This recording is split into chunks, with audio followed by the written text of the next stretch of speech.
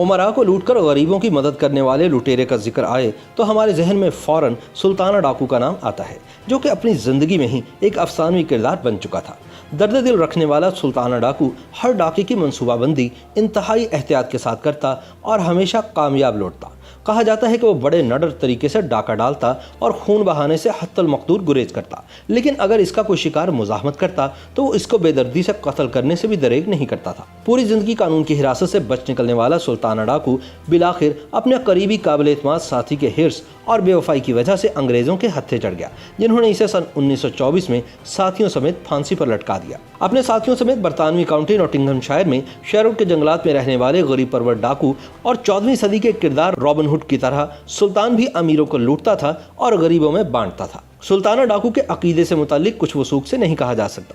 बेशतर लोगों के नज़दीक वो मुसलमान था, जबकि चंद मौरखीन ने इसे हिंदू अकीदे का पैरोकार बताया है, क्योंकि वह भातू कौम से ताल्लुक़ रखता था जो अकीदे के लिहाज से हिंदू थी। सुल्ताना और इसके गिरोह के लोग ज़िला मुरादाबाद के रहने वाले थे और सब के सब जुराइम पेशा थे। सुल्ताना और इसके गिरोह के अफराद मुख्तलिफ जराइम में सज़ा के तौर पर यूपी के इलाके नजीबाबाद में पत्थरगढ़ के किले में कैद किए गए थे, मगर आहिस्ता आहिस्ता ये अफराद कैद से फरार होने लगे और इन्होंने भातू कौम ही के एक शख्स बालम कुंद की क़यादत में चोरी चकारी की बातें शुरू कर दी। बालम कुंद एक दिन अपने ज़ोम में मालूफ खान नामी एक बहादुर पठान से उलझ बैठा और इसकी गोली का निशाना बन गया, जिसके बाद इस गिरोह की क़यादत सुल्ताना के हाथ में आ गई। सुल्ताना इब्तदा में छोटी मोटी चोरियां करता था। उर्दू के पहले जासूसी नावल निगार और अपने ज़माने के मशहूर पुलिस ऑफिसर ज़फ़र उमर इसे एक बार गिरफ्तार करने में कामयाब हो गए थे, जिस पर इन्हें 5,000 रुपये का इनाम मिला। ज़फ़र उमर की साहबजादी हमीदा अख्तर हुसैन रायपुरी ने अपनी किताब नायाब हैं हम में लिखा है कि ज़फ़र उमर ने सुल्ताना को एक दूबदू मुकाबले के बाद गिरफ्तार किया था। उस वक्त सुल्ताना पर सिवाय चोरी चुकारी के कत्ल का कोई इल्ज़ाम न था, इसलिए उसे महज 4 साल की कैद बामुशक्कत सुनाई गई।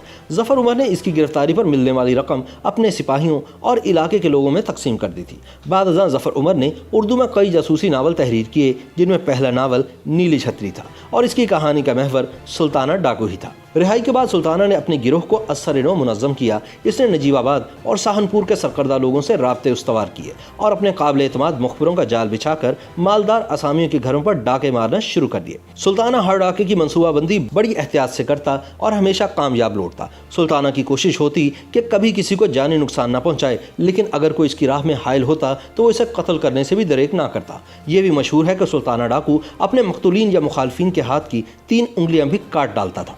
अमीर साहूकारों और ज़मींदारों के हाथों सताए हुए गरीब अवाम इसकी दराजी उम्र की दुआएं मांगते और सुल्ताना भी जिस इलाके से माल लूटता वहीं के ज़रूरतमंदों में तकसीम करवा देता। सुल्ताना की डकैतियों और दादोदश्त का सिलसिला कई साल तक जारी रहा, मगर अंग्रेज़ों की हुकूमत थी और वो ये सूरत हाल ज़्यादा देर तक बर्दाश्त न कर सकते थे। सुल्ताना को पकड़ने के लिए अंग्रेज़ों ने बरतानिया से फ्रेडी यंग नामी एक तजुर्बाकार अंग्रेज़ पुलिस अफसर को इंडिया बुलाने का फैसला किया। फ्रेडी यंग ने हिंदुस्तान पहुँचकर सुल्ताना डाकू की तमाम वारदातों का तफसीली मुताला किया और इन वाक़यात की तफसील मालूम की कि जब सुल्ताना और इसके गिरोह के अफराद पुलिस के हाथों गिरफ्तारी से साफ बच निकले थे। फ्रेडी यंग को यह नतीजा निकालने में ज़्यादा देर नहीं लगी कि सुल्ताना की कामयाबी का राज इसके मुखबरों का जाल है जो महकमा पुलिस तक फैला हुआ है। वो ये भी जान गया कि मनोहर लाल नामी एक पुलिस अफसर सुल्ताना का खास आदमी है, जो सुल्ताना डाकू की गिरफ्तारी की हर कोशिश की खबर पहले ही इस तक पहुँचा देता है। फ्रेडी यंग ने सुल्ताना को गिरफ्तार करने के लिए बड़ी जहानत से मंसूबा साजिश की।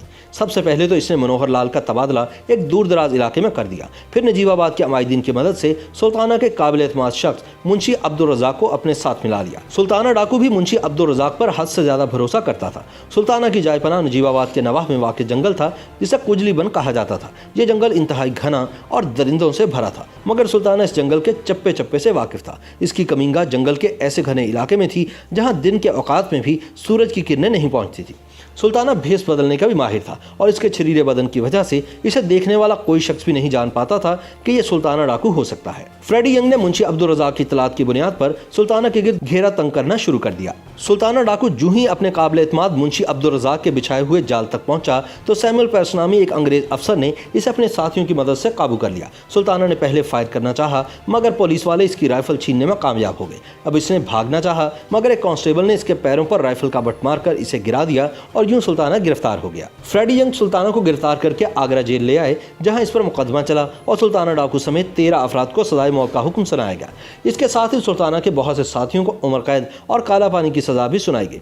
7 जुलाई सन 1924 को सुल्ताना डाकू को तख्तादार पर लटका दिया गया, मगर उमरा पर इसकी दहशत और आवाम में इसकी दादो-दहश के चर्चे एक अरसे तक जारी रहे। सुल्ताना अंग्रेजों से शदीद नफरत करता था। इसी नफरत की वजह से वो अपने कुत्ते को राय बहादुर कहकर बुलाता था। ये एक एजाजी खिताब था जो अंग्रेज सरकार की जानिब से इनके हिंदू वफादारों को दिया जाता था। सुल्ताना के घोड़े का नाम चीतक था। जिम कार्बेट ने लिखा है कि जिस जमाने में सुल्ताना पर मुकदमा चलाया जा रहा था, इसकी दोस्ती फ्रेडी यंग से हो गई। फ्रेडी यंग जो सुल्ताना डाकू की गिरफ्तारी का बायस बना था, सुल्ताना के कई वाकयात से इतना मुतासिर हो गया कि इसने सुल्ताना को माफ़ी की दरख्वास्त तैयार करने में मदद दी, मगर ये दरख्वास्त मुस्तरद हो गई। सुल्ताना ने फ्रेडी से दरख्वास्त की कि इसके मरने के बाद इसके 7 साला बेटे को आला तालीम दिलवाई जाए। फ्रेडी यंग ने सुल्ताना डाकू की ख्वाहिश का एहतराम किया और इसकी सजाए मौत के बाद इसके बेटे को आला तालीम के हसूल के लिए बरतानिया भिजवा दिया और बाद वो इंडिया वापस आया और ICS का इम्तहान पास करने के बाद महकमा पुलिस का आला अफसर बना, जहाँ से वो इंस्पेक्टर जनरल के ओहदे से सुबकदोश हुआ। सुल्ताना डाकू अपनी ज़िंदगी में ही एक असातीरी किरदार बन चुका था। अवाम इससे मोहब्बत करते थे और इसके किरदार की खूबियों ने इसे अदीबों और फिल्म साजों को अपनी जारी मुतवज्जे किया और इसके बारे में हॉलीवुड, बॉलीवुड और लॉलीवुड में फिल्में बनी। हॉलीवुड में इसके बारे में बनने वाली फिल्म का नाम द लॉन्ग डेविल था, जिसमें सुल्ताना डाकू का किरदार युल ब्रेनर ने अदा किया था। पाकिस्तान में इसके किरदार पर सन 1975 में पंजाबी जुबान में फिल्म बनाई गई, जिसमें सुल्ताना का किरदार अदाकार लाला सुधीर ने अदा किया था। सुल्ताना के किरदार पर सुजीत सराफ ने द कन्फेशन ऑफ सुल्ताना डाकू यानी सुल्ताना डाकू का इतराफ़ी बयान के नाम से एक नावल भी तहरीर किया।